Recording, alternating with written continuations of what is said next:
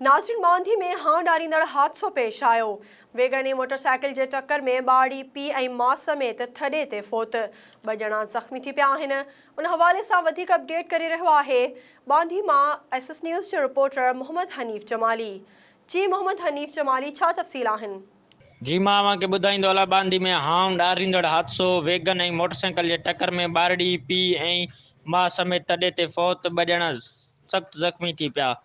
दौड़ भरसा ॻोठ अयूब खान रिंद जे रहवासी रज़ा मोहम्मद सोलंगी मोटरसाइकिल ते पंहिंजे घर भातियुनि समेत अबाणे ॻोठ नौशहर फिरोज़ वञी रहियो हो त बांदी शुगर मिल वेझो वैन सां मोटरसाइकिल टकराइजण सबबि पाण ऐं संदसि घरवारी रुबीना ऐं संदसि न्याणी निसा मौक़े ते फ़ौत थी विया, जॾहिं त हादसे जे नतीजे में कामरान सोलंगी ऐं ॿारड़ी राणी ज़ख़्मी थी पिया, जिन खे ॻणती जोगी हालत में नवाब शाह इस्पताल मुंतक़िल कयो वियो, जॾहिं त फ़ौतियुनि जा लाश RHC सेंटर बांदी आंदा वया।